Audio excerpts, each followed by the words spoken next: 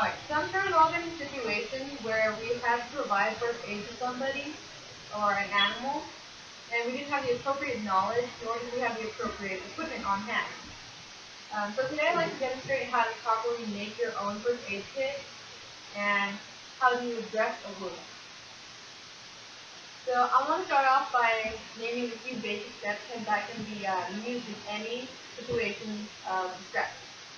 So first, you should identify the problem that's going on. Call 911 depending on the urgency of the situation. Render aid and stay until medical assistance arrives, or provide transportation to the person to the nearest hospital in a timely manner. So in these situations, you should always act quickly because there's something known as the bystander effect, where everyone expects the other person to help, and because of this, no one actually ends up helping the person. So there's a list that was provided by the American Red Cross Association.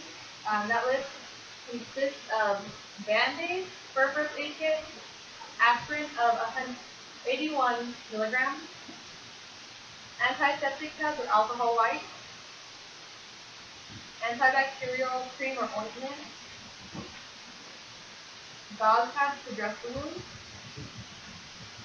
cloth tape to hold the gauze pads in place, and also gloves to prevent spreading the blood or getting contaminated with it. So there's different situations that you do have to render aid, and each situation has to be handled differently. Because the urgency can range from very little to high distress. So in situations where there's a seizure happening, what you want to do is begin by placing the person having a seizure on their side to help them with the convulsions.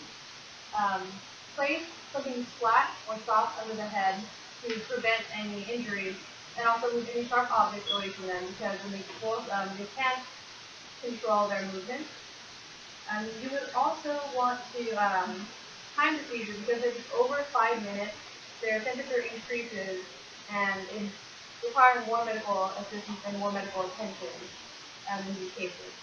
So I actually have a dog that is epileptic, and whenever we have to treat him, we have to make sure that we don't have anything flashing because that can trigger him to go further into the seizure. And we also have to put a wet cloth on him to cool his temperature and maintain it at a consistent temperature as well. So in cases where you have to provide CPR, not everyone is actually trained for this. So if anything, you should try looking for somebody who is CPR certified. Um, and if there's not somebody who's CPR certified, you should call 911, let them know what the situation is, administer air, and do chest compressions. So there are 3 simple steps provided by the Washington EDU, and the steps are known as call, pump, and blow. First, you want to call 911.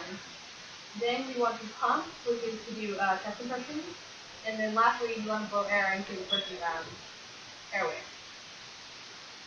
In situations where somebody's choking, you actually don't have to call 911 first because it's not of high urgency unless you can't get the object that is lodged in the person's throat.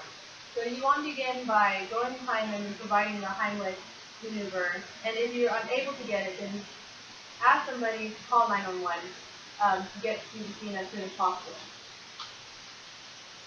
And in situations where somebody is cut, whether it's deeply or not, you want to begin by sanitizing it. So you'd actually want to put gloves on yourself to prevent further contamination. Sanitize it with antiseptic wipes. Put antibacterial ointment to provide, so you would actually control infections and spreading or bacteria getting into the wound. Then you want to place a Band-Aid on it.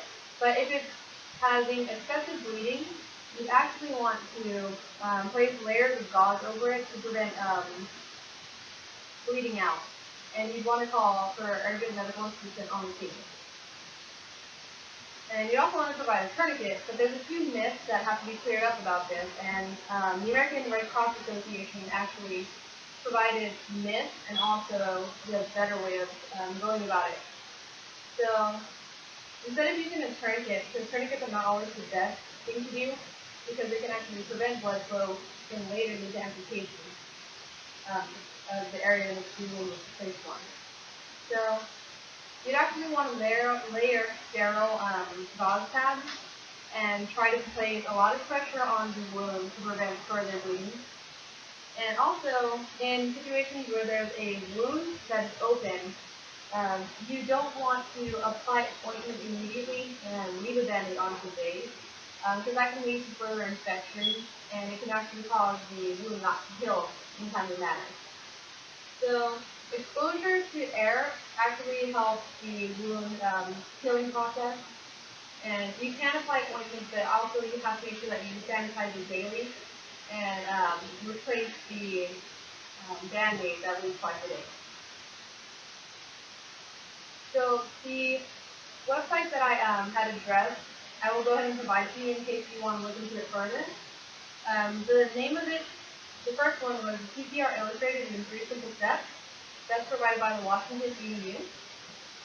There are the 10 common first aid mistakes by the Red Cross Association, also provided by ThinkNet, and making your first aid kit, the anatomy of the first aid kit, provided by the Red Cross Association. Thank you so much for listening.